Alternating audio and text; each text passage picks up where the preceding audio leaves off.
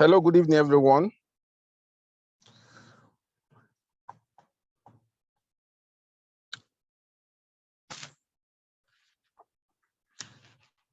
Hello, good evening. Can you hear me?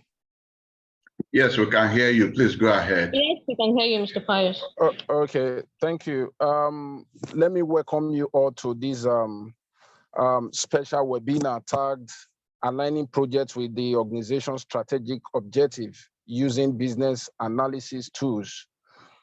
This webinar is one of our series of HRO expose webinar that we have started for some time now. And this is another opportunity for us to treat a topic that is very germane to businesses, individuals, and organizations.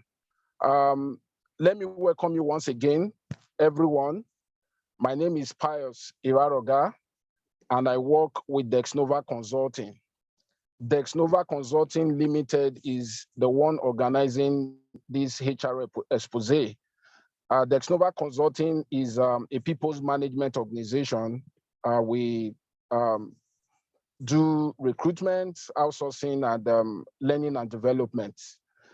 This webinar is a way of actually giving back to our constituency in terms of delivering value and also creating awareness as to how project can help organization achieve their strategic objective. All right. Is a webinar that we are not going to take too much of your time. We are going to, treat the topic as it affects us as individual and also as it affects our business. To do justice to the this topic today is a renowned project management consultant with over 20 years strategic management consulting. He's well versed in the teaching of project management, business analysis, and some other strategic management program.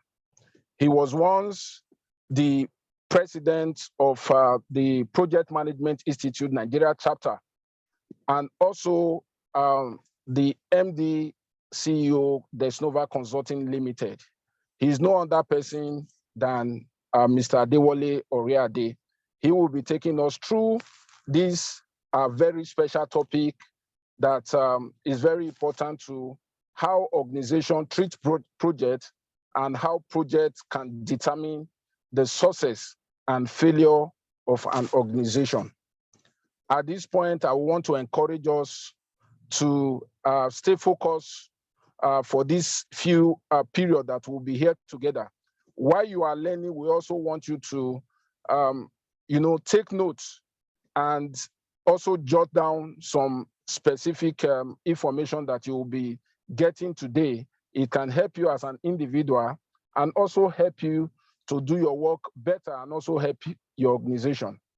At this point, I want to invite Mr. Adewale Oriade to take over the baton and speak to us today concerning the subject matter.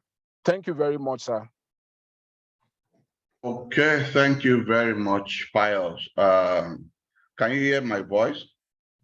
Please confirm you can hear me. Yes, we can hear you very clearly. Yes, we can hear you, sir. And you can see my screen as well. Yes, we can. Okay, beautiful. So good evening, good morning, good afternoon, everyone, depending on which part of the world you're joining us from. As I've been introduced, my name is Adewale Oriade. I'm the CEO of Dexnova Consulting, and I will be taking this webinar. I'm a certified project management professional, as well as certified business analysis professional. I've had the privilege of teaching project management and business analysis for several years. And I've also had an opportunity of helping an organizations to deliver their projects in alignment with their strategic goals. So today we're going to be looking at a very, very important topic, which is tied to aligning projects with the organization's strategic objectives using business analysis tools. Okay, and I'm going to try as much as possible to do justice to the topics, and I want active participations of everyone present, either in contributing at the end of my presentations or asking questions. So this is the way it's going to go. If you have any question to ask at the end, I'm going to give about 15 minutes at the end of my presentations for you to ask whatever questions you want to ask. If there are two ways you can ask the question, you probably raise up your hand. If you know how to use the Zoom tool of signifying, you can raise up your hand and you will be recognized to speak. Or you can type in your questions using the chat medium. You can type in your question using the chat medium. Okay. So you're welcome to this very, very important webinar. We have quite a number of people who have registered for this webinar, but I'm seeing about a few of them right now, a few of you right now. So hopefully the rest will join us along the line, or perhaps they will just watch us online, because we're also streaming this webinar live as well. Okay, so let us start the webinar properly. Okay. I don't know about you or where you work, or maybe as an individual, how you have intended, how you've embarked on a project, and somehow you even were able to complete this project on time.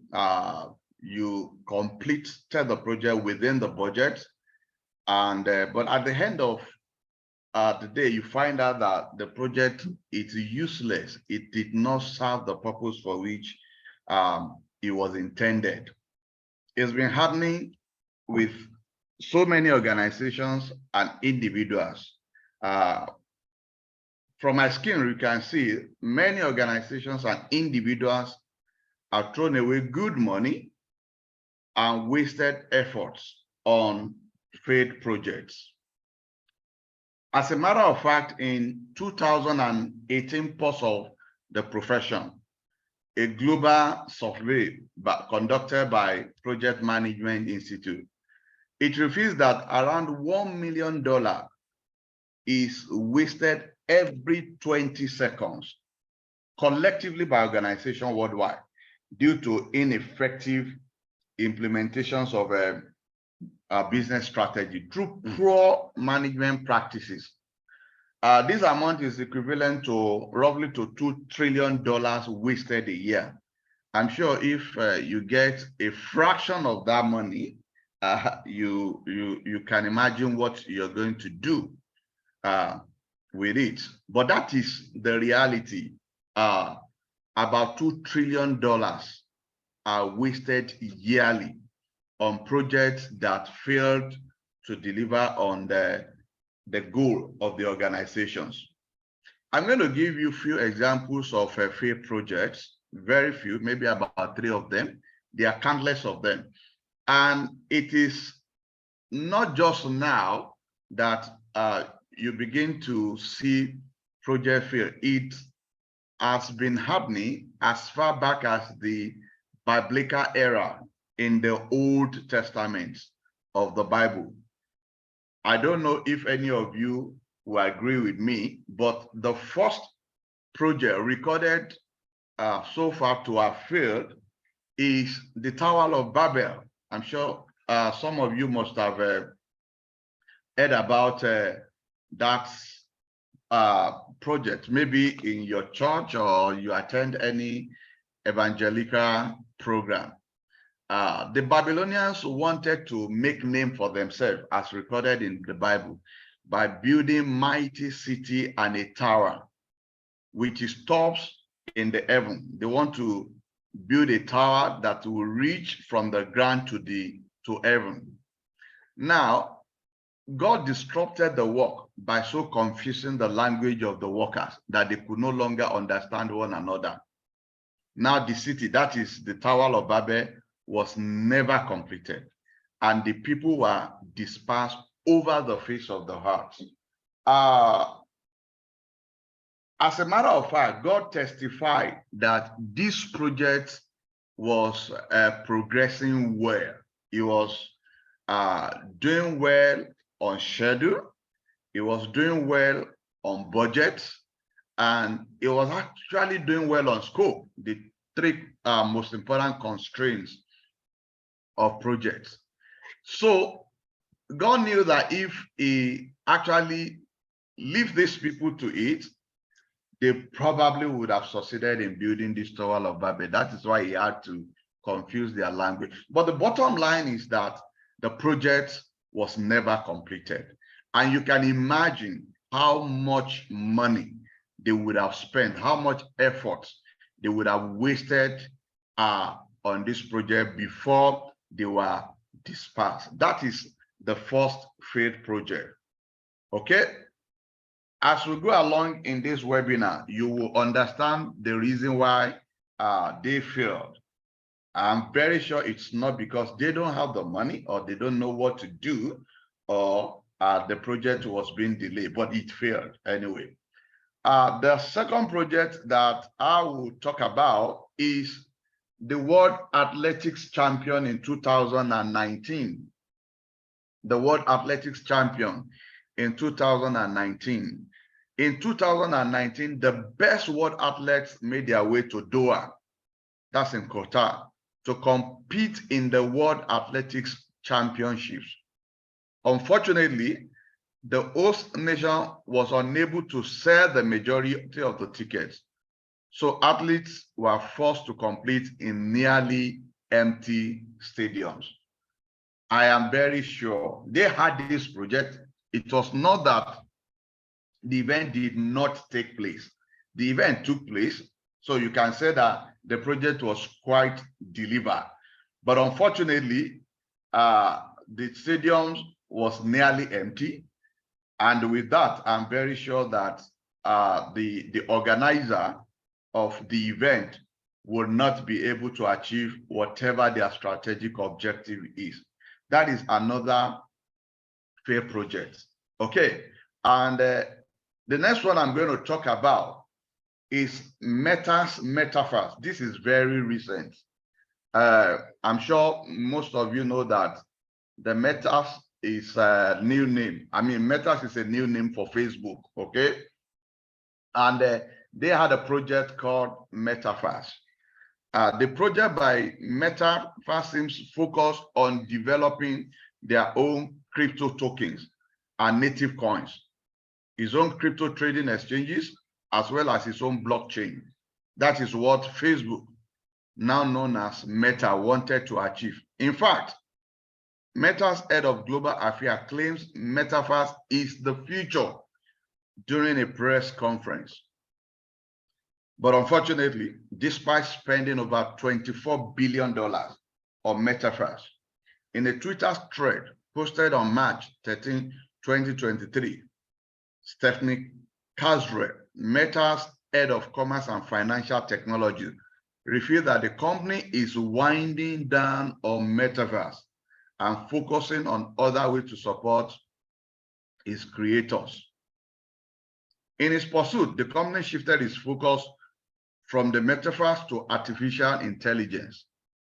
The pivot led to Meta laying off thousands of its employees. I'm sure you've heard of that, or you read of that of recent, and shuttering many projects, including Instagram and Facebook's NFT. Okay, so you can imagine having spent about $24 billion on a project, $24 billion on a project, and eventually had to abandon it. not only abandoning it, you, as a result of that, several of their staffs were laid off. This is a serious issue. Really, it's a serious issue. So in this webinar, we're going to, even though we are not going to provide solutions to within the time that we have, the reason why these projects failed, or what could be done to ensure that your project actually deliver on its objectives within the time frame that we have.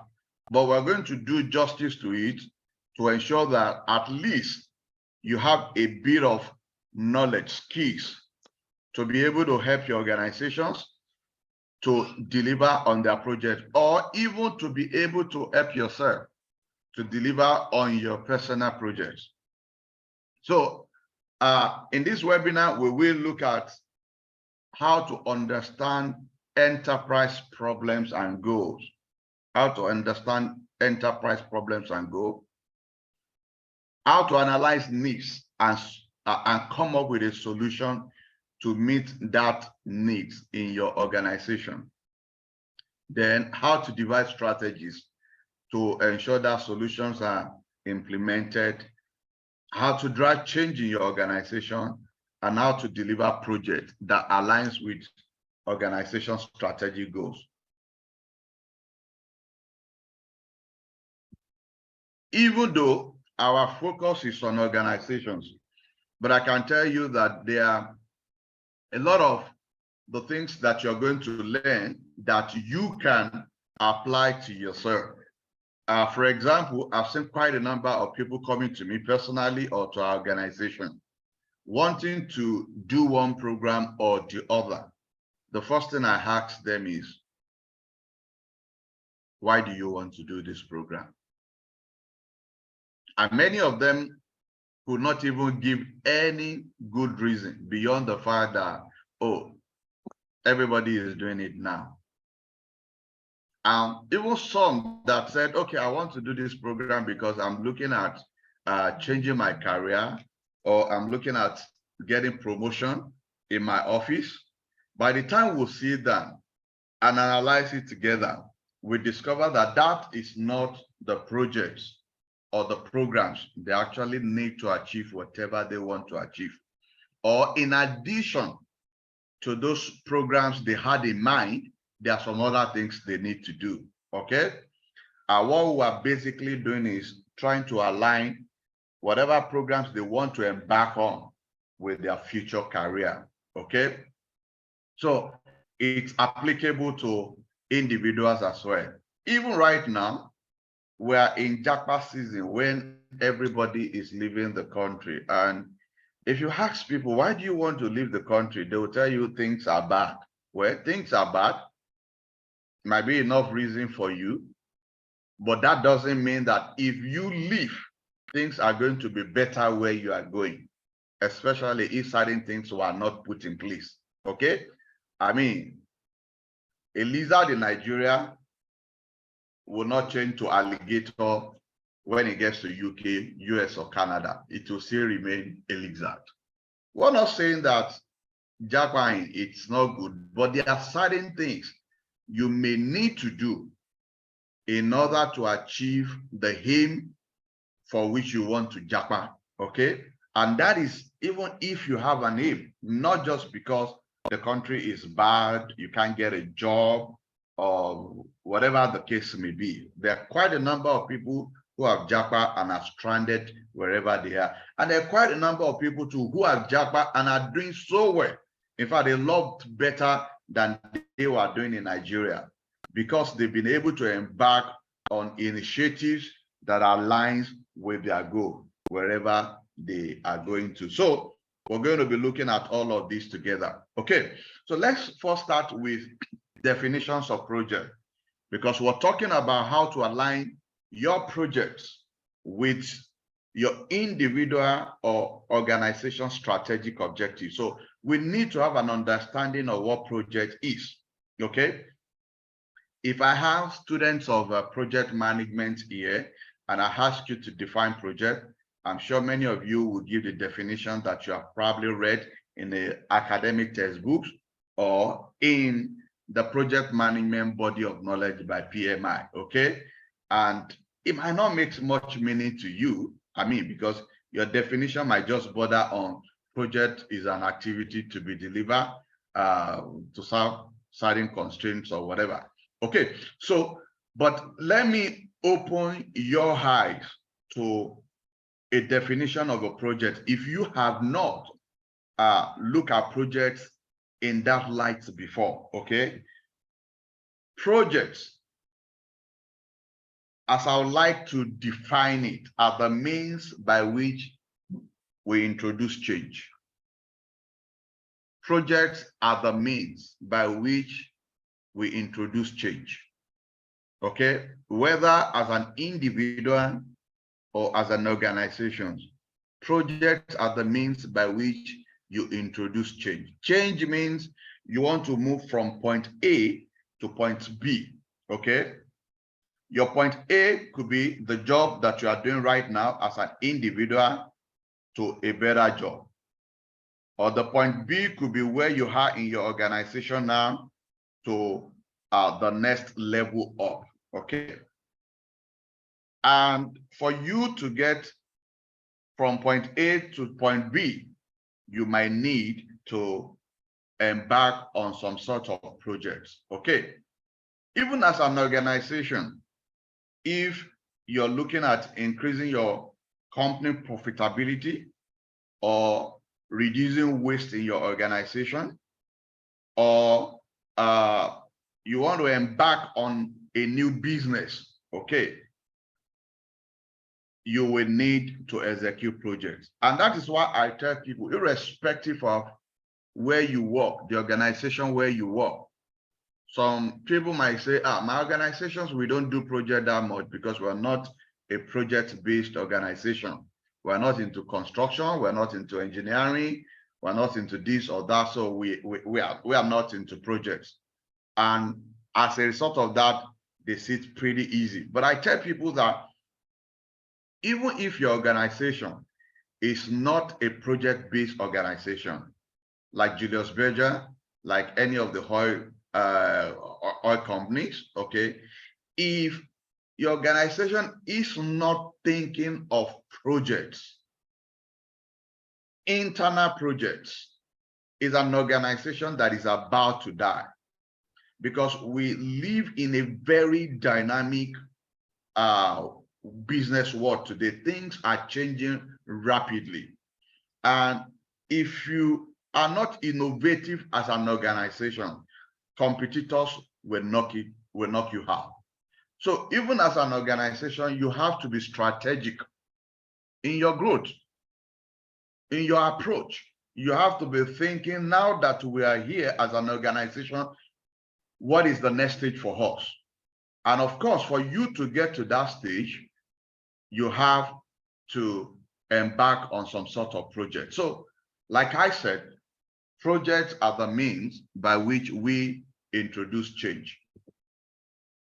Another definition that I'm going to also mention is that projects are the means through which we provide solutions to problems. What problems is your organization facing today? To be able to solve that problem, they will have to embark on some sort of projects. So take note of that. Projects are the means through which we introduce change, and projects are the means through which we provide solutions to problems. Okay. So if that be the case, it can be very easy then for you to define what a project failure is. Okay.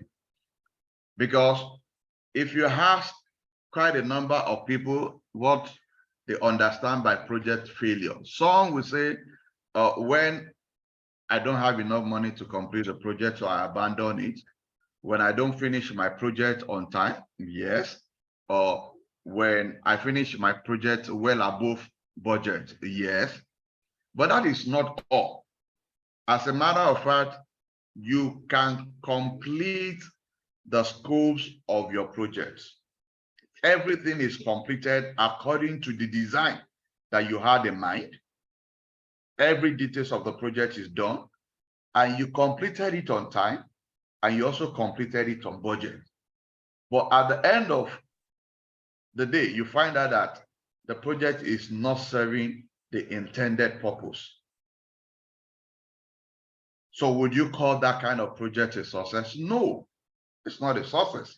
So far that your project does not meet the purpose for which it is intended, even though it is completed on time and on budget and at the agreed scope. Okay, so that's why I will say that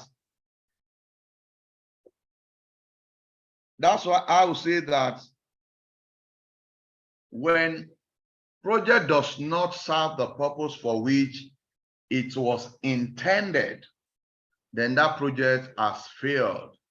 Either it failed to achieve the desired change in the organization, or to solve the problem for which it was initiated. Even in your personal life, if you embark on, perhaps you said, okay, I want to have a master's degree, or I want to have a professional certification, okay, or I want to go for a particular training, and you successfully completed that program, but then the promotion did not come, or you are not able to change your job as you thought you would if you had completed the program, then that particular project or program is a failure, okay, because it has failed to achieve the purpose for which it was intended. Okay, so project fails when it fails to achieve the purpose for which it was intended for an organization. It means that it did not achieve the desired change in the organization, or it could not solve the problem for which it was intended.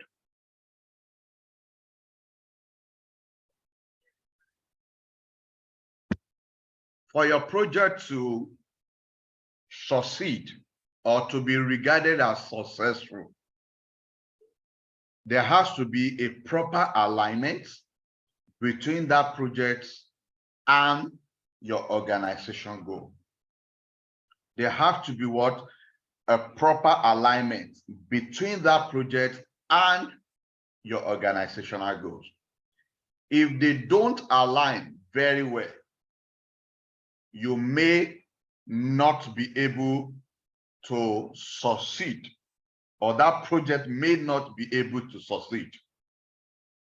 I am very sure quite a number of you, if you are experienced in working in your organizations, you probably have taken to your management some initiatives you think will help your organization to grow, either to increase their profitability or to make them bigger. And as you are taking this project to the management, someone in the management or the entire management is shutting it down. We're not interested. We're not interested. We're not interested. It's not because your initiatives might not be good enough. It could be because the management could not see the alignment between that your suggested project and the goal that they are set to achieve in the organization. And that is why they don't. Because in every organization, resources are limited, okay? No organizations have boundless resources. Resources are very limited. And so if they need to embark on any initiative, strategic initiatives, they will have to ensure that those initiatives move them towards the goal that they have set. And this is where the business analyst comes in an organization. It's the reason why today you find out that business analysis as a program is becoming popular. Agile methodology of managing projects is becoming so popular, okay? because a lot of organizations have thrown away good money on bad projects. Okay. Now, what does business analysis do? Business analysis enables an enterprise to articulate needs and the rationale for change, and to design and describe solutions that can deliver value to stakeholders. Now, I'm going to expatiate on that a little. Business analysis enables an enterprise or organization to articulate needs and the rationale for change, and to design and describe solutions that can deliver value to stakeholders. Now, what are needs? Needs in any organizations could be problems or opportunities. Problems or opportunities. Okay. Problems or opportunities. So when you're talking about needs, even in your own personal life, your needs could be a problem that you want to solve or an opportunity that you want to take advantage of. Let me, for the purpose of emphasis and understanding, let me just restrict my definition to organization or to an enterprise. Okay. Now, business analysis enables an enterprise to define the problems they are facing as an organization, or to explore opportunities that surrounds them. And once they've been able to do this, they can then come up with a rationale, reason for a change. For example, you find out that over the last 5 years, as an organization, your revenue keeps dwindling. That's a problem, okay? But without proper business analysis too, you will not know the root cause of that problem, okay? Even though your revenue is dwindling, that's a symptom of a bigger problem, okay? The problem could be you are losing money somewhere, maybe in your processes, there are wastages, or competitors are jumping into the business and they are taking part of your business away from you, okay? Or it could be the rising cost of your raw materials, okay? And so you're not making as much money as you were making before. With business analysis case, you will be able to get to the root cause of the problems, okay? And then, in order to solve that problem, you probably want to come up with some projects. Oh, let us expand our production capability, or let us, which could be called projects, or let us employ more people into the organization, or let us do a little bit more of advertisement campaign, you know. These are various projects, okay? But your project has to go to the root of the problem. Until you know what the problem is, you may not know the right solution or the right projects to embark on. For example, if competitors are jumping into your business and taking part of your business away from you, is the cause of your dwindling revenue and you are employing more people, or you are even increasing your production capability where there are no needs. I mean, the needs in your industry is being met by several organizations, okay? you find out that your production capability increase project may succeed, or you may succeed in attracting the right people to your organization, but the problem still persists. Okay. It could be an opportunity. Federal government now says, in this industry, we want to ensure that the local companies are given the opportunity to play. We want to chase away some foreign companies. And as a result of that, these are opportunities for you, you know, to take advantage of, to improve your business. So what do? You probably embark on projects. It could be increasing your production capability. It could be register with some regulatory agency. It could be sending your staff on training so that they'll be able to provide, they will have the skill to deliver on that specific businesses. Are we together?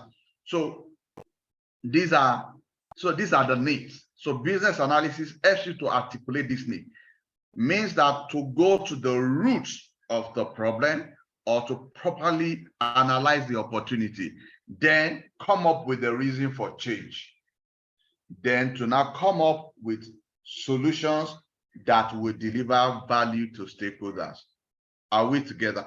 For example, the Tower of Babel failed because some stakeholders, especially God, did not see any value there. He probably was not carried along. It's not what he wanted. And as a major stakeholder, he had to come down and frustrate that project. Okay, so have it at the back of your mind that it's very important that whatever initiatives you are embarking on, even if it aligns with your organization goal, it must deliver value to some very important stakeholders in your organization. If I attended project management training or business analysis training, you would have understood who are stakeholders, how to identify them, and how to engage them throughout your project life cycle. It's not what we can discuss in this 1.5 to 2 hours webinar. So what's the role of a BA, business analyst, in aligning projects with the organization goal? A business analyst helps the organization to define goals and decomposes these goals into specific objectives. It helps to define organizational goals. You see how it does that, and decomposes this goal into specific objectives. It also helps to define and validate solutions to meet the business needs. That's the problem, to solve the problem, or to effect a change by taking advantage of the opportunity, goals or objectives. It's also used in eliciting, analyzing, and prioritizing requirements. Okay, requirements are everything you need to know or to have to be able to deliver your project. So a business analyst helps you to elicit, to analyze, to prioritize, and to document these requirements from all the identified stakeholders.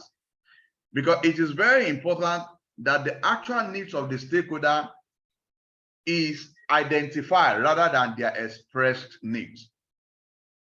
Let me give you an instance. You may be having an headache and you go to a doctor and you say, please give me an analgesic, give me paracetamol. Or you're running temperature, you're having fever, and you go to a doctor, oh, I have malaria, please give me medicine. That is your express needs or desire. But it will take doctor examining you and conducting a test on you to be able to determine your actual needs. Your actual needs may be being treated for typhoid, or there's an infection in your body, which is giving those symptoms that you think can be treated with malaria drugs or analgesic. So BAFs to analyze, prioritize, and document this requirement. They also help to recommend projects or course of actions, that's activities, to implement the identified requirement, business need, goals, and objective. And of course, they serve as a liaisons among all the stakeholders. Liaisons as a communication hub between all stakeholders group. Okay. So what does a business analyst do? To continue, the role of a business analyst may be performed in the 3 levels of management in an organization. There are 3 levels of management in an organization. You have the strategic level, you have the tactical level, and you have the operational level. Okay. This is why, as a business analyst, you can work in any department or at any level in an organization as compared to a project manager. A project manager may just be restricted to working on projects. And once the project is completed, is either moved to another project or is disengaged from the organization.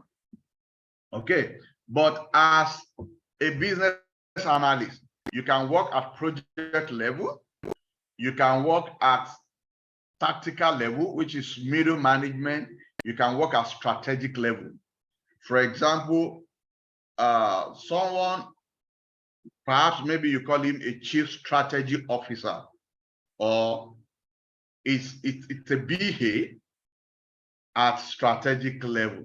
Okay, so a business analyst can work at any of this level in an organization. Okay, so this is an example of strategy management pyramid in an organization.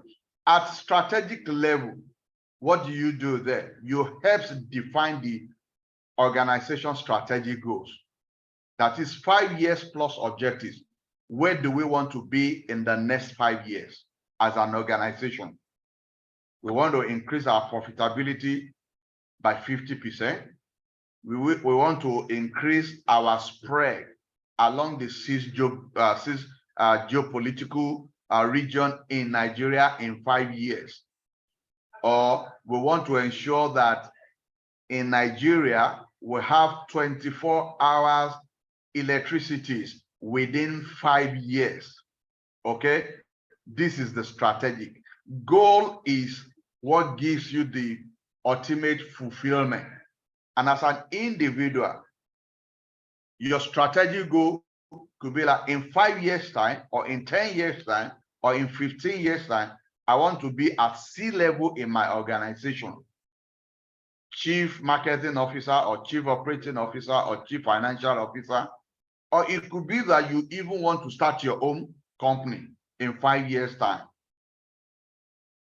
That is, you need a BA to be able to help you to identify the needs for your goal, which could be the problem you are facing right now, why you want to move to that level, or the opportunities that are banned. And that's why you find that when people want to go into business, the first thing I ask them, why do you want to also go into this particular business? It is my passion. I have passion for this. Yes, why your passion is very important in whatever you're doing, but your passion may not be enough to make that business profitable. There has to be what? A need. Either that is not met at all, or being partially met, or can be met better. So when you have defined your goal, the end result, okay, then you cascade it down to the tactical level, the middle management level in an organization. Maybe all the C-levels officer, chief executive officer, chief marketing officer, chief financial officer, chief strategy officer, chief whatever officer. I've said this is where we want to be as an organization in 5 years or in 10 years time.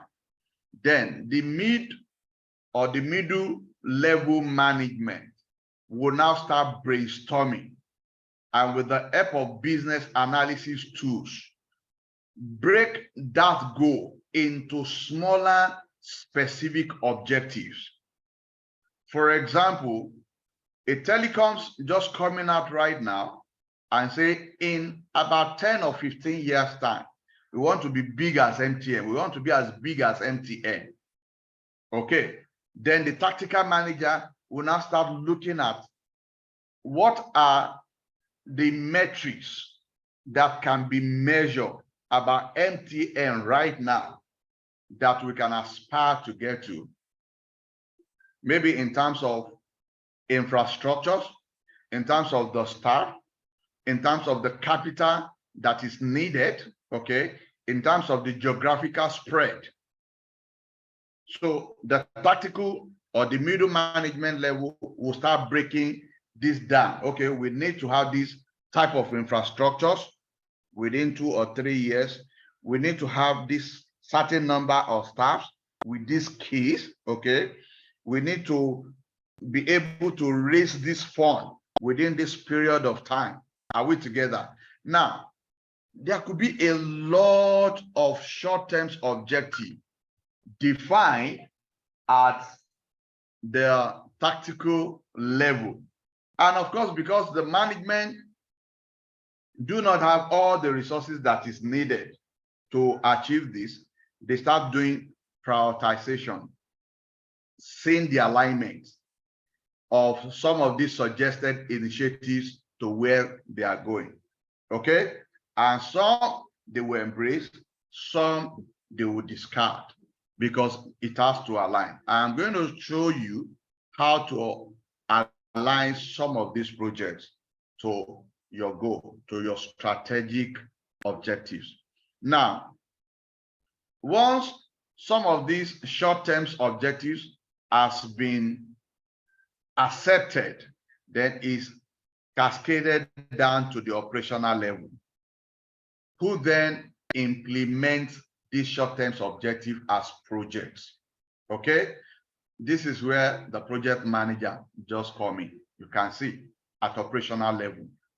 And even at operational level, the BAC comes in here to help validate the project implementation. You want to ensure that the project teams are implementing the project in such a way that the objectives will be achieved. So that's what a BA does there. It keeps looking at the environment, looking at the context in which the project was conceptualized, if the context is still the same or it has changed, okay, to ensure that the project is not delivered, and to ensure that the project is delivered and meets the goal or the purpose for which it was intended. Okay, that is the strategy pyramid. I don't know where you belong to in your organization right now, if you're at the strategic level or tactical level or operational level. But at strategic level, you have to define the organization's strategic goal. Then at tactical levels, you break down these long-term objectives from the management into short-term objectives. And at operational level, you carry out activities to implement these short-term objectives. Okay? And the BA also helps to validate the implementation to ensure that the outcome of this project align with the strategic goals. Okay. Now, how do you do all of this? How do you come up with the right goal? That's at strategic level. How do you, at tactical level, ensure that you come up with the right short-term objectives that would deliver on the goals? How do you, at operational level, okay, ensure that what you are implementing, the outcome of what you are implementing will deliver on the long-term goals? Okay. How do you ensure that? You have to start by setting objectives at each of those levels.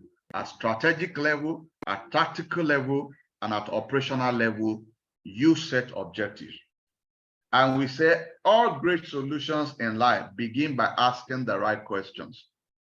You will do yourself a whole lot of favor if you are embarking on any initiatives and you ask yourself certain questions and you answer those questions before you can proceed. Okay, so how do you develop objectives? You must ensure, I'm sure many of you must have heard about a SMART goals and objective. Your objective must be SMART, or your goal must be SMART. It must be specific, it must be measurable, it must be achievable, it must be realistic, it must be time-bound. For example, governments might say, we want to have, for as long as I have known that we've been contending with poor power supplies in Nigeria, we've always been talking about certain megawatts of electricity, certain megawatts. We want to have 6,000 megawatts or 6 megawatts, 10 megawatts. That is not a SMART objective. At strategic level, for example, the policy maker should come up with a specific objective. In the next 5 years or 10 years, we want to ensure that the country has 24 hours electricity or 18 hours non-stop electricity or 12 hours, as the case may be. You have to be specific. Not that we want to have uninterrupted power supply. That's not specific. Or we want to ensure that everybody has power. That is not specific. You have to be specific. 24 hours electricity supply, 18 hours or 12 hours, okay? Then you also have to, your objective must be measurable. In this case, when you are specific, you are introducing some measure of measurability. For example, when I say 24 hours, I'll be able to know whether that objective is quantifiable and is measurable, okay? Then you want to also know whether it is achievable. The objective should be achievable considering the resources and constraints. I can tell you confidently today that even if government provide 24 hours electricity for some of us, or most of us, not even some, most of us, government will not achieve their objective of being able to sustain that, because we probably may not be able to pay for it. I know some estates whereby they have 24 hours electricity, but the minimum you pay in a month, even for using this electricity for 12 hours, is about between 150 and 200,000. And that is the reason why you find out that even today, the distributors of electricity move power from an area where they can afford it to the people who can afford it. So whatever objective you set in, it must be achievable. You must look at the resources you have and the constraints you have. Can I achieve this? Can I japa to UK in 1 year's time? Or even in 6 months' time? Do I have the desired skill that is needed there? Do I have the proof of fund? Okay. I mean, you look at, is it achievable? Then realistic. Make sure that your objective is realistic and practical. This is where you look at the feasibility, both technical feasibility, financial feasibility, okay, or cost-benefit analysis of that initiative. Yes, even though I can achieve it with 10 million naira, but is it realistic? Because am I going to get my 10 million naira plus profit back? Okay, so you must ensure your objective is realistic and practical. You must also ensure that it must be time-bound. 24 hours electricity in 5 years. Not we want to have 24 hours electricity when. It must be time-bound. So at each level that we're talking about, both at strategic, at tactical, at operational, your objectives must be smart. We can't go into details of how to set the SMART objective on each level, but it must be smart, okay? And following questions, for example, if you are setting objectives, following question must be asked when setting objectives and in monitoring progress towards those objectives. What is your desired outcome? This is called the outcome frames, and help keeps you focused on the result you are trying to achieve. For example, the desired outcome at strategic level for electricity, let me use that as an example, is 24 hours electricity, okay, at strategic level, 24 hours electricity supply within 5 years, okay. At tactical level, it could be having certain numbers of transmission channels, okay, certain numbers of distribution channels in various places, okay. It could mean having certain gas turbines built in certain area. Gas turbines of certain how do you measure the electricity production now? Megawatts, okay. It could mean that you have offices in certain locations that will ensure that if any problems happen, they quickly move in and resolve that problem. Okay, that is at tactical level. At tactical level, we want to have 100 transformers within Victoria Island in 2 years, all connected, all powered. Okay. Then at operational levels, how do we install those transformers? How much do we need to spend? It becomes a cost objective for you.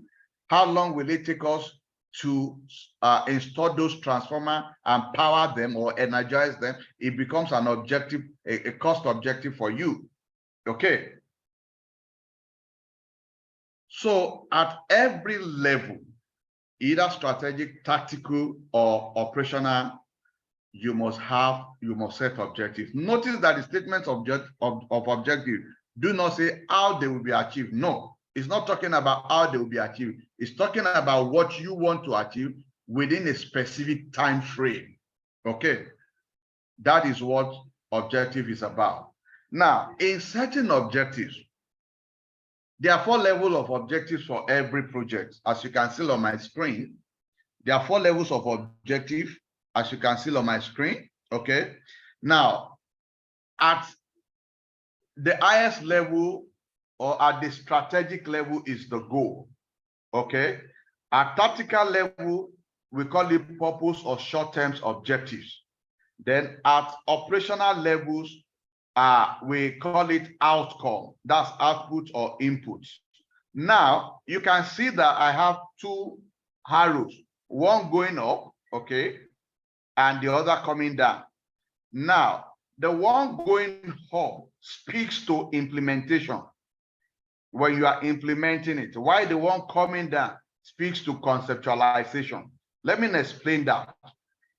Now, let's look at this side, the arrow coming down. We're talking about 24 hours electricity in 5 years. That is our goal. For us to achieve that, we must have certain numbers of distribution channels or offices, transmission offices, okay? We must have staff with engineers with certain skills or capacity. That's short-term objectives, okay? We need this amount of money and we need to raise it within this period of time, short-term objectives, okay? That's conceptualization. Then when those short-term objectives are accepted, they become implemented as an outcome. 5 transformers installed in number 33 Kofu Abayomi, Victoria Island. Transmission office situated at Aja, okay, they become. Then at the lowest level are those activities, the project activities that you will do. That's that conceptualization side. At implementation side, You're talking about if I carry out all these activities, if I plan, if I build, if I weld, if I couple, I'm going to have transformers installed. I'm going to have this transmission station built, okay? And if I have all these transformers in place, and I have all these transmission office in place, if I have these numbers of qualified engineers, okay, are going to be able to produce 20, that's the purpose, is to produce the 24 hours electricity. Excuse me. That means your inputs or your activities must lead to some specific outcomes or outputs. Your outcomes must serve a purpose in achieving goals. Look at it. All the activities that you are carrying out, this is what BA does for you. All the activities that you are carrying out here, you want to ensure that they lead toward a specific output or outcome, which is going to serve some purposes in achieving your goals. Those are the 4 levels of objectives. Now, question to ask when you are setting objectives, you must ask this question: what are we trying to accomplish and why? Whether at tactical level, strategic level, or operational level, what are we trying to achieve and why? What are we trying to achieve means what are the specific outcomes? What will be the end result? You are studying for certain program now or the other, what is the outcome? Project management certification, business analysis certification, agile certifications, and why? Why do you need them? Because those are the skills that are in demand, and I need to have it to be promoted or to be able to change a job. Oh, I want to Japan, okay? I want to save certain amount of money. Why? Because that is needed as a proof of fund for me to be able to Japan, okay? Then how are you going to measure success? You also have to be able, for example, if you're talking about saving 10 million naira in 1 year, okay? 10 million naira in 1 year, which is 12 months, or let's say 12 million naira for ease of calculation in 1 year, 12 million naira in 1 year, so that you can Japan, for those of you who want to Japan. It means that you either save 1 million naira monthly, okay, or you save 3 million naira quarterly, okay? So whereby at the end of the month, you can't save up to 1 million naira. You are not likely to achieve success. Okay, fine. I can't save 1 million naira first month, but second month, I should be able to do 2 months. 2 million naira. Okay, fine. At the end of 2 months, you can't even do 2 million naira, okay? But at the end of 3 months, which is the first quarter, I should be able to do 3 million naira. So that is, you must determine how you must measure success. Now, what other condition must exist? This is a very important that a lot of us don't ask. You think once you have that project delivered, you are going to achieve your goal. There are certain things that has to be in place for you to be able to achieve that goal. You must ask and you must determine those things. I could remember some years back, I went to an office that was in Port Harcourt. It's a government office. The first time I went to this office, they didn't have computers on their table. Everything they were doing was manually with big register files and all of that. I think some 2 or 3 years after, I went back to the same office, and on every desk, I saw a desktop computer. On every table, desktop computer. But only one person who was using laptop was working in that office, was using the computer to work. And I asked them the question, how come you all have computers now and you're not working with it? They said, we don't have electricity. So what that means is that when that organization was thinking of computerizing their operation, they are only thinking of, oh, we want to computerize our operation so that our process can be faster can be done cheaper, and we can save a lot of time and money. That's the goal. And for us to do that, setting objective, we need to have computers on everybody. We need to train them on how to use computer. We need to get software for our computers and all of that. Those are the short-term objectives, okay? But they didn't have what other condition must exist. We must have 24 hours electricity, or we must have 8 hours electricity in this way. They probably didn't look into that. Or they probably didn't even find out if the staff themselves wanted their operation computerized, whereby they may need to cancel them of the need. Otherwise, you put computer, you even have electricity, okay? You even train them how to use it, but they were not willing to use it. What other condition must exist?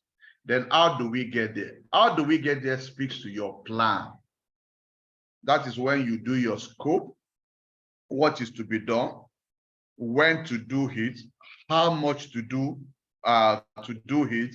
This is the question. That is when you do your plan. You can see that planning is even the lowest level, because if you've not asked and able to answer the first 3 questions, and you go to the 4th one, how do we get there, and you start doing your project management planning, you probably might be having a good plan for a wrong output or for a wrong initiatives.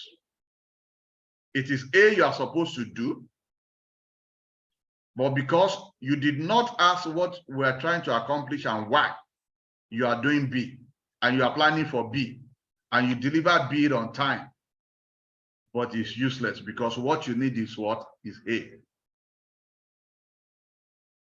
Okay, so it is very important.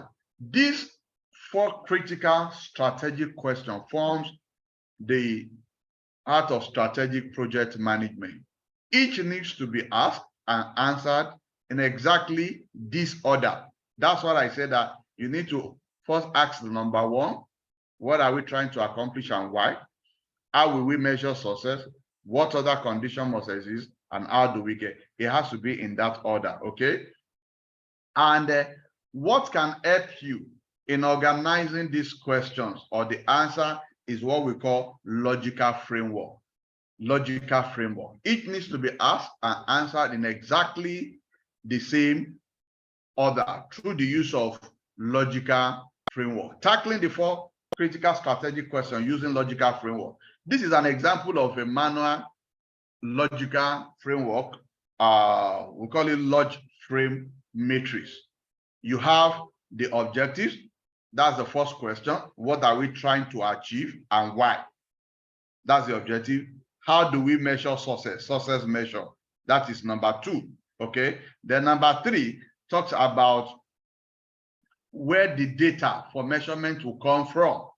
And the number 4 column speaks to the assumption. Speaks to what? The assumptions.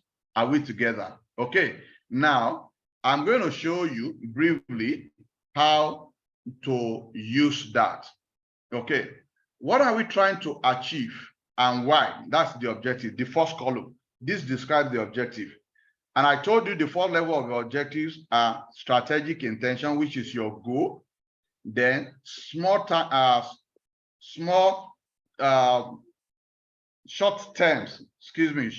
objective, which is the purpose, the project impact. Then you have the project deliverables, that's specific outcomes, and then you have the key action step. So for every level that you're talking about, you need to document them here. 24 hours electricity within 5 years, okay? For what purpose? What is the purpose? So as to reduce the level of poverty in the country, so as to reduce within specific period. And when you're talking about reducing level of poverty, you also have to be specific. Maybe reduce poverty by certain percentage, or increase the production capacity of your economy by certain percentage, or you have to, these are some of the purposes for which you want to have the 24 hours electricity. Then what are the specific outcomes? I'm talking about the transformers, the numbers of transformers, the numbers of gas turbines, okay, that you want to build, the transmission lines that you want to build. You also need to be specific. Certain numbers of transformer, certain measurement of transmission lines, okay, and so on and so forth. Then at inputs level, you're talking about the project, what to do to have those numbers of transformer, the cost, the time it's going to take, okay, those are the input level. Then you talk about success measure. How do you measure your success at goal level when you find out that the light doesn't blink for 24 hours? I mean, anytime you need light, within the 24 hours, you just press your switch and it comes up. That's how you measure success. How do you measure the purpose? For example, if purpose is to reduce the poverty level, you find out that barber is able to work, mechanic is able to work because he has electricity now, weather is able to do his job. People who are using diesel to power their generator and are spending so much money are not spending again. So you find out that the average income, or what you call in Nigeria, what do you call it now? The lowest income has increased from 30,000 to about 80,000, okay? Or a businessman that is taking home about 200, or artisan, I mean, that is taking on about 200,000 naira a month before, is now taking home about 300 or 400,000 every month. So you can see that the purpose of that goal is being achieved. Then outcomes, you can go to specific places and count the numbers of transformers that are working, the transmission line that are working and are not breaking down. Are we together? Then at inputs level, how do you measure success? You are delivering those projects on time, within the budget, okay? And you are meeting the quality standard. That is the success measure. Then the third column, verifications, talks about where your data is going to come from, who is going to validate your success measure. For example, the goal can be verified from either Ministry or Office of Statistics or individuals that are using the electricity. The purpose can be verified when you go to Ministry of Finance, okay, or banks, you see that the economy is booming and all of that. That's the verification. For example, at inputs level, the project teams are giving you cost performance index, schedule performance index, and the rest of them like that to show that, oh, they're delivering this project on time and within budget. Then the fourth column, which is very important, talks about the assumptions that you have made. And those assumptions has to be challenged. For example, you've assumed that if you provide 24 hours electricity, people are going to buy the entire 24 hours and they are going to pay whatever amount you charge. But some people may say, I can't afford 24 hours, so I'm not even buying, I'll just go and buy a small generator. So you are producing power, nobody is taking it. You are producing power, nobody, even though you are producing the 24 hours electricity, but your project is not successful because nobody is taking those power. So you look at some of the assumptions you have made at each level and you challenge those assumptions. By the time you are challenging the assumptions at go, for example, you might say, oh, I don't think Nigeria is ready for 24 hours right now. Maybe we should just do 12 hours. That is what they can pay for, okay? That is what they will take.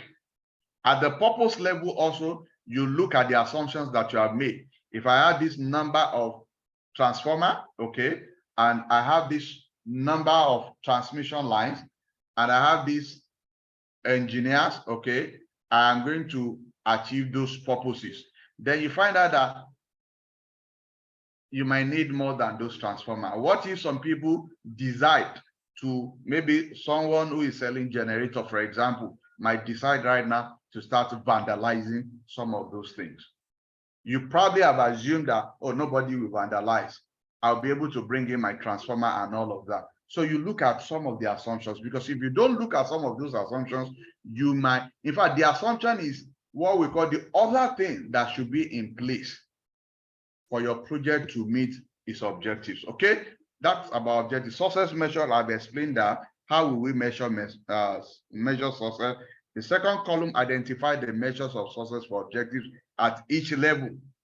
Here, you select the appropriate measures and choose either quantity, 24 hours electricity, quality of your transformer and the number of your transformer, okay?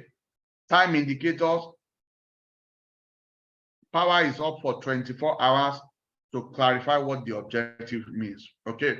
Verification, I've also explained that the third column summarizes how we will verify the status of the measure at each level. Think of the verification column as project management information and feedback system fit here, where the data is going to come from that you're actually succeeding on your project. Assumption, the fourth column, what other condition must exist? Because if you don't look at other conditions that must exist, you will finish that project and you are not able to use it. The fourth columns, for example, let me tell you, a lot of people say, I want to live in Lekki. I want to build a house in Lekki Ikoyi VI. Renting a house or building a house in Lekki Ikoyi VI might not be an issue for you if you can afford it. But do you have a sustainable income that can service those houses? Because even in Lekki, that is a bit further from the central business district, for you to service a 3-bedroom flat, you'll probably be spending as much as 200,000 naira every month, security, electricity, and all of that. 200,000 naira every month, multiplied by 12, that's about 2.4 million naira. That will rent you and service, or even start building house for you somewhere in the mainland.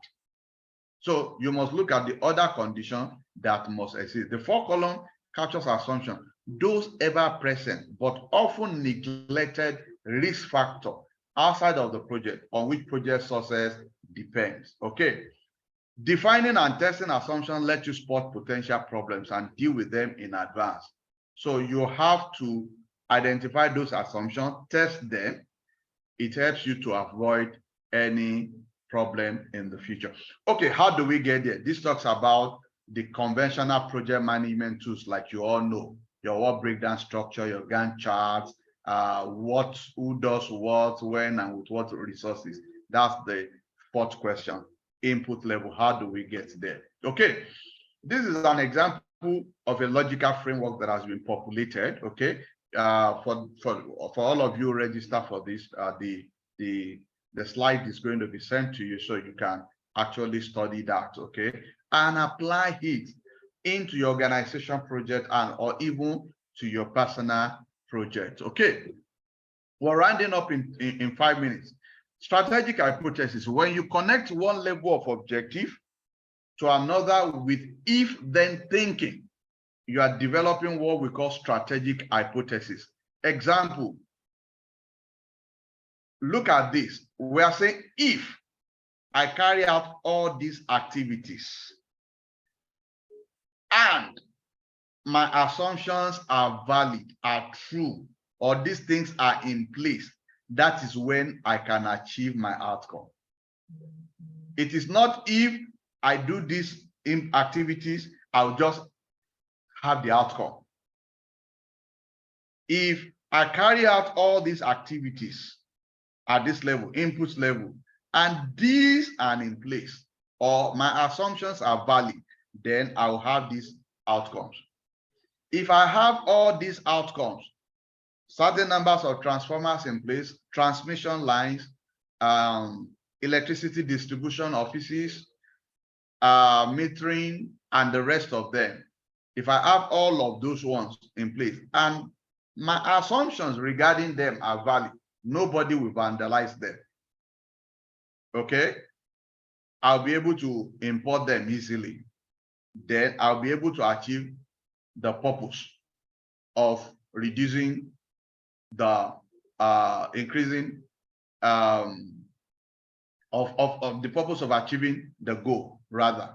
And even if all your short-term objectives are achieved and certain things, your assumptions are valid, the 24 hours electricity will be taken, then that is when you can achieve goal. Or gas will even be available to power your turbine. That is when you can provide 24 hours electricity. This is what we call strategic objective. Project risk, what other condition must exist? No project is a sure bet. Risk factors always exist, whether we recognize them or not, okay? They always exist. You must find out those other conditions that must exist. You must find out about the assumptions you have made, and you must ensure that those assumptions are valid. You challenge them. That is when you can achieve your goal. Assumptions are those uncertain factors which are necessary to complete the logical linkages, but which may be beyond the direct control of the project team, okay? For example, government regulations might change certain things and your outcomes becomes useless. Government laws, requirements, okay? Okay, so you need to look. While we can ignore assumptions, we cannot ignore the impact of ignoring these assumptions. If you ignore those assumptions, fine, but the impact or the consequences of those, of ignoring those assumptions, you cannot ignore. They will come to the surface. So to know other conditions that must exist, we must identify the key assumption that links each pair of objectives. Every assumption deserves up-close inspection with a skeptical magnifying glass. Are we together? So you need to validate your assumption. For example, all the assumptions that you have made, are they reasonable? What are the odds that it is valid? How do we know it is valid? What are the consequences for the project if the assumptions are not valid? And how severe is the impact if the assumptions are not valid? All of this you must test. Simply stating an assumption does not make it true. We must ask the following question for each of those assumptions. Are they reasonable? Are they valid? How do we know? What is the consequences if they are not valid? How severe is the impact? Okay. Assumption analysis reveal risk in your projects and highlight potential problem. If you address them early enough, you can modify your game plan to head off trouble looming down the road. Imagine if Facebook, Meta, has decided to continue with the projects, even when they know they can't achieve their objectives. They probably would have lost more than the 24 billion, and it can even wind down the company. So if you address your assumption early, you can modify your game plan. Like they are focusing on artificial intelligence right now to head off looming trouble down the road. Like I said, this, what I summarized in 1.5 hours for you, is a 3 days program. Okay, but I hope that at least you have been able to take some things home from that. Okay, so let me listen to you in if you have any questions, you can signify. You'll be recognized by Pius. Pius, I hope you are still there. Yes, I'm here. I'm here, please. So this is 7:30. Okay, so if they have any questions, let them signify or monitor the chat room. And any question, you can read it out for me, and I can address it. Okay, not question in particular. First of all, I want to say thank you for the precise way you have addressed this topic tonight. We've learned a lot. And for everyone present, it is an opportunity for you to ask questions, all right? Like he said, this is actually supposed to be like a 3 days program, but it has been compressed into 1 hour, 30 minutes, so that at least we can have maybe just like a summary view of what it's really talking about.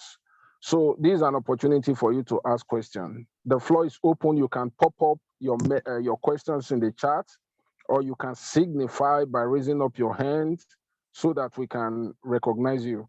In the chat room, I have a message from Chisom. He says, thank you so much, sir. This was very enlightening and impactful. God bless you. I also, okay, so that's just about it from Toby. Says, very insightful, sir. All right.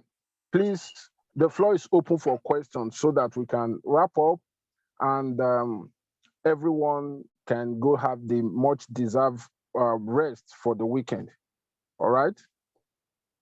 Questions, please.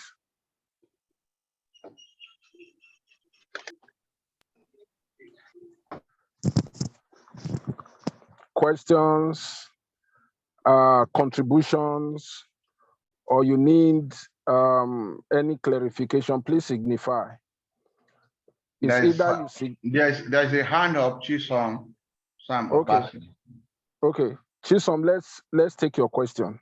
You can unmute and ask your question. Good evening, sir. Good evening. Thank you very much. God bless you. Thank you very much as well, Mr. Pius. Thank you, Chisom. So I have two questions, please. So one is, how can business analysis be? Because most times business analysis is more like of course, it's a branch of technology, which is good.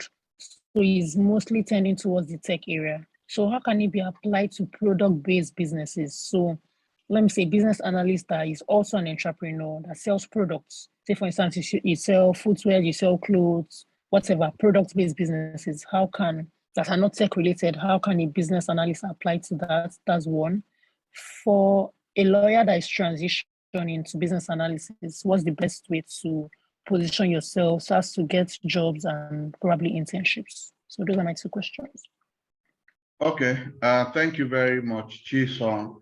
Okay, how can business analysis be used for product-based projects? Okay, that's a very good question, I must say.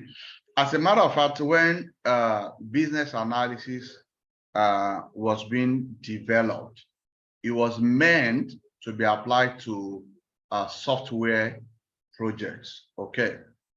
And it's the same thing with the product. Like I mentioned earlier, there are usually two methodologies that are involved in managing projects.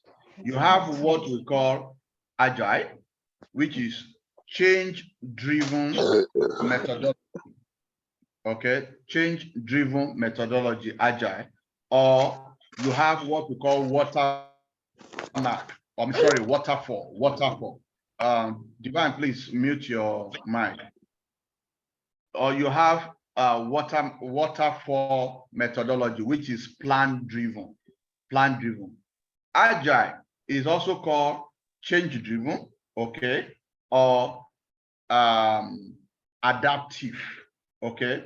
Why the waterfall is called plan-driven or okay, let me explain how it is. Now, if you have a project, even like your own products, you may know the solutions, the problem that you want to solve, okay? But you don't know the precise solution that will solve the problem. Like you're releasing a product to the marketplace, for example, now, okay? You know the reason why you want to release that product to the marketplace. Maybe you want to increase your company revenue, profitability, or to be more accepted in the marketplace, okay?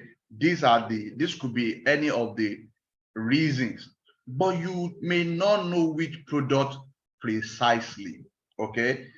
For such projects, you can't use a plan-driven approach. You have to use Agile, which aligns with business analysis techniques, okay? Because by the time you're studying business analysis, you find out that it has to do a lot with a lot of requirements. Before you take your product into place, you have to find out all the stakeholders, collect their requirements, their expectation from the product. And even as you are developing the product, you are also still engaging these stakeholders. Okay, so you can't even use, you may not even be able to use a plant-driven approach for more of a product as you will use change-driven approach, which is business analysis.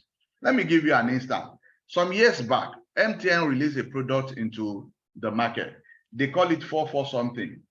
You have 4 numbers that you call free, okay? The other numbers, you call them at a very low, then they even give you some benefit. This is about 10 years ago or thereabout. Fantastic products, fantastic products. Then within few months of this product being in the marketplace, it was withdrawn. I had some students there who came from MTN. So I asked them, when I'm beginning to enjoy this, your product, that's when you take it off. They said, well, they didn't envisage that a lot of people will embrace that product. So they had more people than they anticipated. And so their system was collapsing. And that is why they had to withdraw that product from the market. Today, if you are in product management or product development, you can't do without business analysis skills or agile skills. You cannot. To answer the first question. Then the second question, if you are a lawyer and you want to transit into the domain of business analysis, it's just for you to, you can first start with taking a certification in business analysis, okay? Then you might volunteer for some business analysis role as an intern, okay? Today, people do a lot of jobs remotely, okay? Even while you're still maintaining your regular 9-to-5 jobs, okay? You can look for such until you not only have the certification, you have also gained the experience, okay? And then you can launch out. And if you are even going into consulting, I can tell you in today's world, you need a business analysis skill. If you're going into consulting at all, irrespective of what you studied in your first degree, because business analysis is about helping the organization to achieve whatever their goal is, okay? And that is what consulting is all about. I hope I'm able to answer your question. Yes, God bless you, sir. Thank God you bless very you, sir. much. Yeah. Sorry, sir, just to clarify, you said for the product management, so meaning that even entrepreneurs, so I'm not saying like employees now, so even entrepreneurs that run product companies, let me say someone that runs you said electronics or whatever, if you have a skill in BA, it can help you run your company better, is what you're saying. Better. Let me give you an example. About 2015, 2015, yes, when we look at our financials, we discover that a number of people were not coming for training that particular year because the economy was very bad then. They were not coming for classroom and all of that. So at home, during the Christmas holiday, I did a research and I discovered that, oh, online platform will help a great deal, because with online platform, you can train people cheaper and there is no restrictions, no physical or geographical restriction on them. They can learn from wherever they are. And the study that I read shows that you can make as much as 30 million naira from online platform per annum. So 2016, as we were coming back to work, we launched our e-learning platform, which is which we call DexLearn. DexLearn contains about 150 soft skill courses and some professional courses.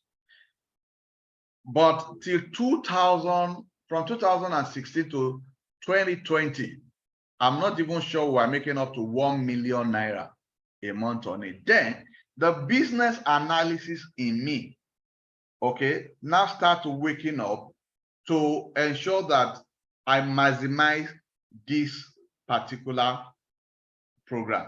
That was when we now developed a variant of it. We call it Aquila Business School, which is an online school. We partner with, for that online school to also be accepted by majority of people in Nigeria, especially, we have to partner with a foreign professional body, Chartered Institute of Management and Leadership. Now, after you've done the program, they award the certificate.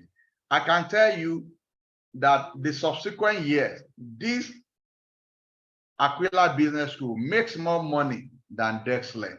Okay. Then we also start to develop this e-learning for some other organizations, like we develop for about 3 universities right now. Now, without a business analysis skill, I will not be able to know that I'm not just putting out that e-learning platform in place for people to learn. I have a goal to be able to have certain amount of revenue per annum. Okay. Now, when I'm not meeting that revenue, this would have been a failure for me. Okay. So I had to look at what other things that should be in place for that e-learning platform to achieve the goal, and it's gradually achieving it. Thank you. Thank you very much, sir. God bless you. All right. Thank you very much, Chisom. Thank you, Mr. Adewale Oriade, for that concise and precise explanation. I'm also sure other participants learned from it. Now, I've also seen some messages in the chat box. Just so you know, you may have seen multiple names like Toby and Divine Christian. They are not the same person. They are different persons who use probably the link, the registration link for Divine Christian and Toby to actually access the webinar. So they are different people. So when you send a message in, because you didn't rename yourself on the platform, it will appear that it is the same person that is sending the same message. I'm reading from someone here. He says, please, can we get the recording of this meeting? Okay. I think you should. We will look at the possibility of creating a link for the recorded version and see how we can send it across. Okay. Then another person is asking, he said, please, I want to ask,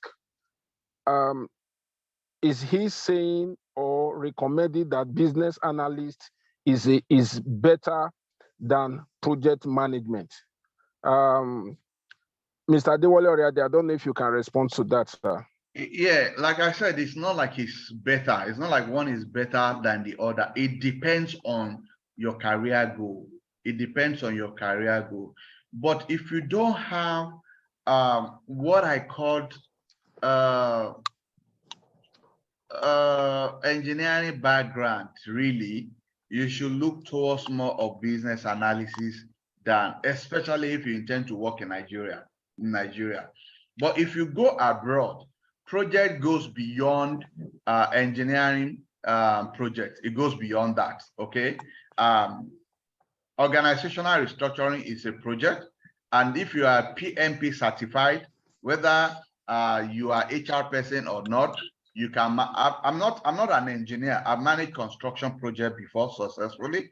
I've managed IT projects before successfully. Okay, but that's for those who understand the fact that being a project management professional gives you the skill to be able to manage any project, irrespective of the subject matter area.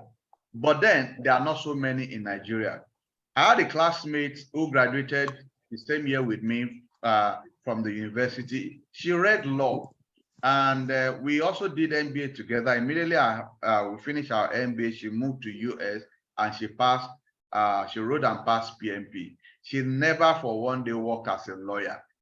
In fact, she was a project manager on several IT projects and several product development projects and all of that for the last 20 years or thereabout. But this is for the country that knows that the project management skill, the business analysis skill is relevant, irrespective of where you have your first degree or the subject matter area of the project. So I'm not going to tell you that business analysis is better than PMP or vice versa. No, but I'm going to tell you that it depends on your outlook.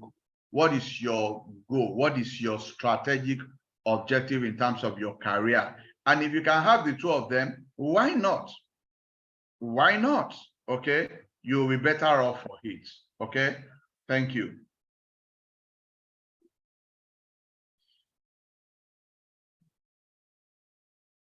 Pius, are you there?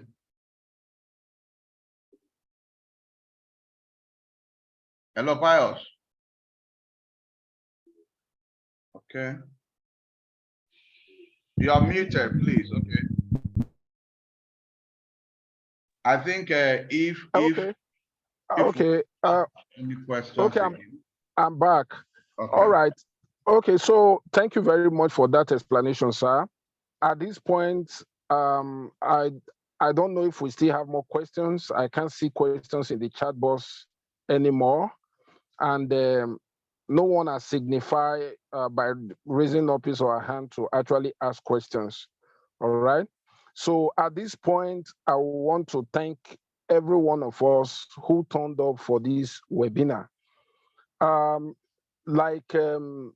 The facilitator mentioned earlier, we're actually expecting more than this number, given the registration we received. But at some point, I understand that there were some technical issues with the link that was sent out. I think the link got broken along the line, and technical person tried to fix that. And I'm also sure it affected the rate of attendance that we have tonight.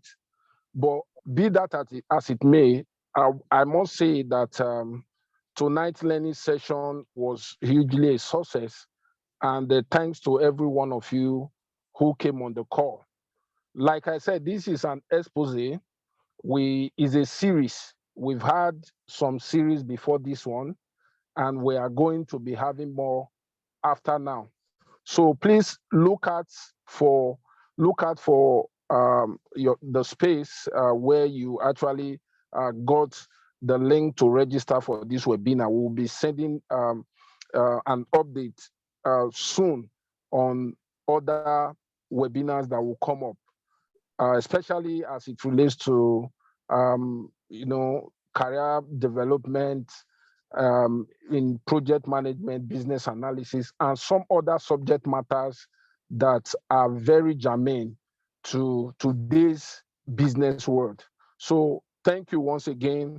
I understand that today is Friday, and some of you may have wanted to quickly get home and relax and get ready for the weekend, but you still took our time to attend today's session. So I want to say thank you so much. And also for the facilitator, we want to appreciate you, sir.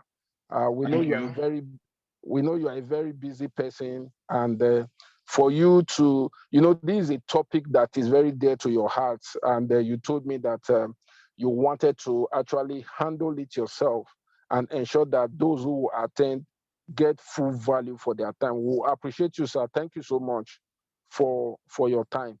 Thank you very much. Yeah. So for the sake of those who joined us later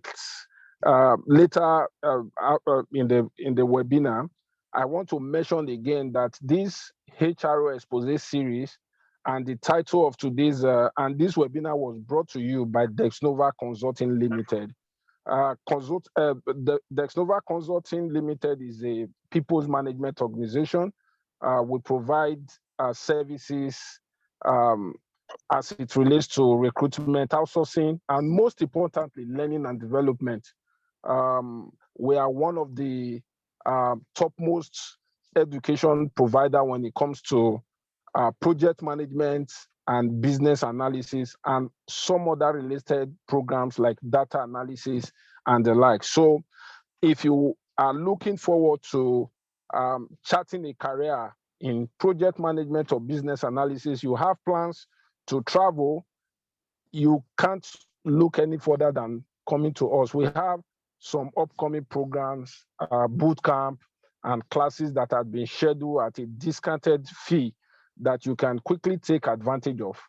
For those who might also be interested in getting certified or writing the PMP certification exam, there is also a discount exam fee for the Africa market by Project Management Institute, which people are actually taking advantage of as we speak. So you might also want to explore that opportunity.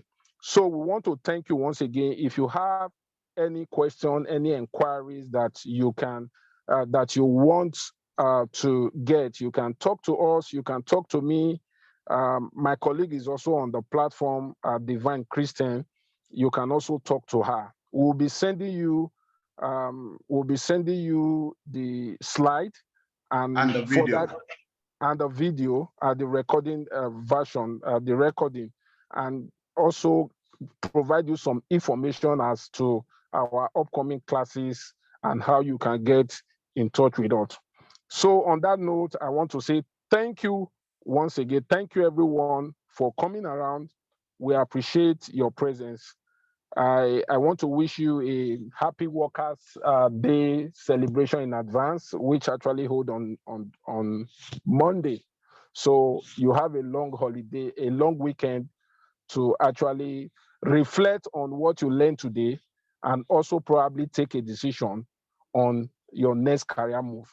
Thank you very much. At this point, we'll end it here so that we can all, go to various, plan for the weekend. Thank you so much. Have a wonderful evening and weekend. Thank you, everyone. Thank you. Thank you, everyone. Thank you. All right. Thank you, Ikeji. Thank you so much. Chisom, thank you. I saw Thank you so Joseph. much. I saw Divine Easy. Folake Awoni, Moses Akinteye, or Keshi Joseph. Thank you so much, everyone. Deborah Bomanga, thank you so much. We appreciate Thank you. you. We thank you for Thank you so much your for your time time. and your presence. All right. Thank you, every other person whose name. Okay, there is Awodele Oluwasegun. All right. Thank you so much for coming on board tonight.